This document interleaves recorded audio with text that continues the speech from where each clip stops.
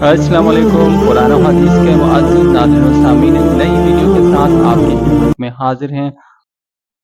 قربانی کے مسائل۔ جس شخص پر صدقہ فطر واجب ہے اس پر قربانی بھی واجب ہے، یعنی قربانی کے 3 ایام 10، 11 اور 12 ذی الحجہ کے دوران اپنی ضرورت سے زائد اتنا مال یا اشیاء جمع ہو جائیں کہ جن کی مالیت 52.5 تولہ چاندی کے برابر ہو تو اس پر قربانی لازم ہے۔ مثلا رہائشی مکان کے علاوہ کوئی مکان ہو، خواہ تجارت کے لیے ہو یا نہ ہو، اسی طرح ضروری سواری کے طور پر استعمال ہونے والی گاڑی کے علاوہ گاڑی ہو تو ایسے شخص پر بھی قربانی لازم ہے۔ مسافر پر قربانی واجب نہیں۔ قربانی کا وقت 10ویں تاریخ سے لے کر 12ویں تاریخ کی شام تک ہے۔ 12ویں تاریخ کا سورج غروب ہو جانے کے بعد درست نہیں۔ قربانی کا جانور دن کو ذبح کرنا افضل ہے، اگرچہ رات کو بھی ذبح کر سکتے ہیں، لیکن افضل بقرہ عید کا دن، پھر 11ویں اور پھر 12ویں تاریخ ہے۔ شہر اور قصبوں میں رہنے والوں کے لیے عید الاضحیٰ کی نماز پڑھ لینے سے قبل قربانی کا جانور ذبح کرنا درست نہیں ہے۔ دیہات اور گاؤں والے صبح صادق کے بعد فجر کی نماز سے پہلے بھی قربانی کا جانور ذبح کر سکتے ہیں۔ اگر شہری اپنا جانور قربانی کے لیے دیہات میں بھیج دے تو وہاں اس کی قربانی بھی نماز عید سے قبل درست ہے اور ذبح کرانے کے بعد اس کا گوشت منگوا سکتا ہے۔ اگر مسافر مالدار ہو اور کسی جگہ 15 دن قیام کی نیت کرے یا 12ویں تاریخ کو سورج غروب ہونے سے پہلے گھر پہنچ جائے یا کسی نادار آدمی کے پاس 12ویں تاریخ کو غروب شمس سے پہلے اتنا مال آ جائے کہ صاحب نصاب ہو جائے تو ان تمام صورتوں میں اس پر قربانی واجب ہو جاتی ہے۔ نیز اگر مسافر مالدار ہو، دوران سفر قربانی کے لیے رقم بھی ہو اور وہ 15 دن سے کم عرصے کے لیے رہائش پذیر ہونے کے باوجود بآسانی قربانی کر سکتا ہو تو قربانی کر لینا بہتر ہے۔ قربانی کا جانور اپنے ہاتھ سے ذبح کرنا زیادہ اچھا ہے۔ اگر خود ذبح نہ کر سکتا ہو تو کسی اور سے بھی ذبح کروا سکتا ہے۔ بعض لوگ قصاب سے ذبح کراتے وقت ابتداً خود بھی چھری پر ہاتھ رکھ لیا کرتے ہیں۔ ایسے لوگوں کے لیے ضروری ہے کہ قصاب اور قربانی والے دونوں مستقل طور پر تکبیر پڑھیں۔ اگر دونوں میں سے ایک نے نہ پڑھی تو قربانی صحیح نہ ہوگی۔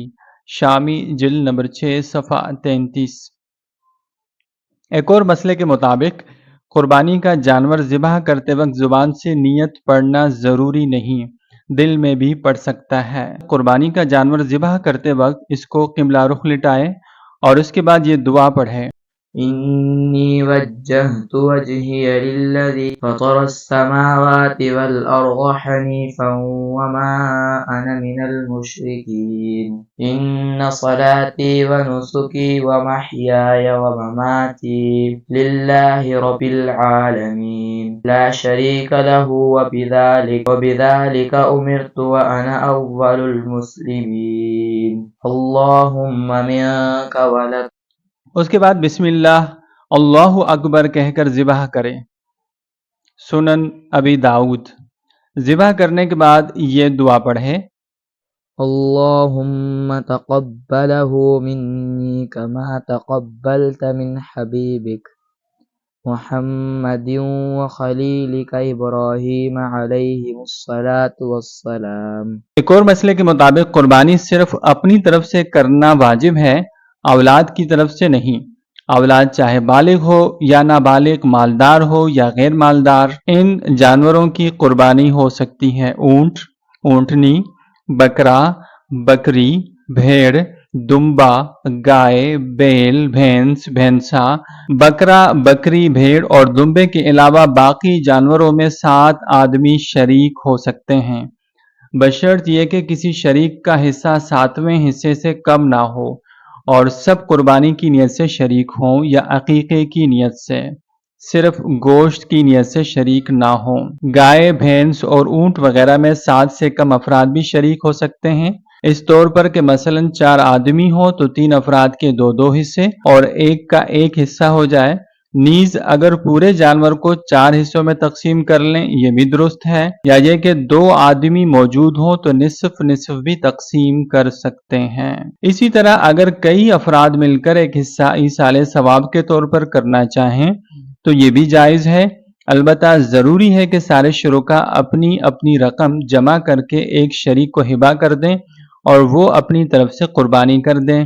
اس طرح قربانی کا حصہ ایک کی طرف سے ہو جائے گا اور ثواب سب کو ملے گا۔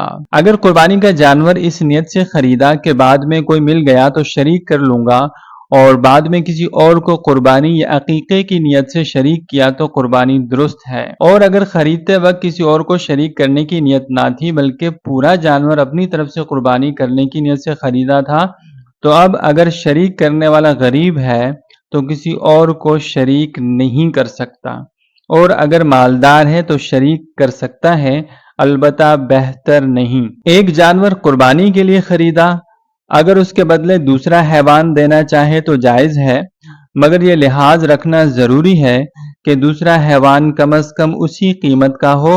اگر اس سے کم قیمت کا ہو تو زائد رقم اپنے پاس رکھنا جائز نہیں بلکہ صدقہ کرنا ضروری ہے۔ ہاں، اگر زبانی طور پر جانور کو متعین نہ کیا ہو بلکہ یہ ارادہ کیا ہو کہ اگر اچھی قیمت میں فروخت ہو رہا ہو تو فروخت کر دیں گے، اس صورت میں اصل قیمت سے زائد رقم اپنے پاس رکھنے میں کوئی حرج نہیں۔ قربانی کا جانور گم ہوا، اس کے بعد دوسرا خریدا، اگر قربانی کرنے والا امیر ہے تو ان دونوں جانوروں میں سے جس کو چاہے ذبح کرے، جبکہ غریب پر ان دونوں جانوروں کی قربانی واجب ہوگی۔ وضاحت: اگر کسی آدمی نے قربانی کے لیے جانور خریدا اور خریدنے کے بعد وہ جانور قربانی کرنے سے پہلے گم ہو جائے تو صاحب حیثیت آدمی پر قربانی کے لیے دوسرا جانور خریدنا ضروری ہے، کیونکہ اس پر قربانی شرعاً واجب تھی اور وہ واجب ادا نہیں ہوا، جبکہ فقیر آدمی پر دوسرا جانور خریدنا اور قربانی کرنا لازم نہیں تھا، اس کے باوجود غریب نے دوسرا جانور بھی خرید لیا۔ اب اگر مالدار اور غریب ہر دو کا پہلا گمشدہ جانور مل جائے تو امیر پر صرف شرعی واجب قربانی کا ادا کرنا لازم ہے، جس جانور کو ذبح کر دے کافی ہے، جبکہ غریب پر خود سے واجب کردہ جانوروں کی قربانی کرنا لازم ہے۔ اس کی تفصیل یوں ہے کہ امیر آدمی پر نصاب کی وجہ سے قربانی واجب تھی، اس نے وہ ادا کر دی، اس کے حق میں جانور متعین نہیں ہوا تھا، اسے اختیار ہے کہ جس جانور کو چاہے ذبح کر دے، جبکہ غریب آدمی پر قربانی لازم نہیں تھی، غریب نے از خود جانور خرید کر اپنے پر قربانی کو لازم کر لیا اور جو جانور اس نے خریدا وہ بھی متعین ہو گیا۔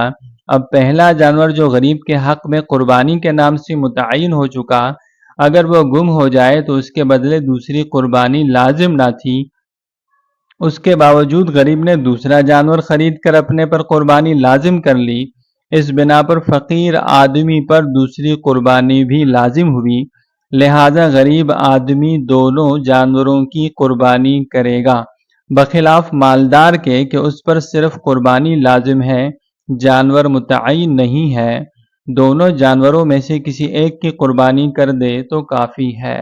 قربانی کے جانور میں اگر کئی شرکا ہیں تو گوشت وزن کر کے تقسیم کریں۔ بھیڑ بکری جب 1 سال کی ہو جائے، گائے بھینس 2 سال کی اور اونٹ 5 سال کا تو اس کی قربانی جائز ہے، اگر اس سے کم ہے تو جائز نہیں۔ ہاں، دمبا اور بھیڑ نہ کہ بکرا اگر اتنا موٹا تازہ ہو کہ سال بھر کا معلوم ہو تو اس کی قربانی بھی جائز ہے۔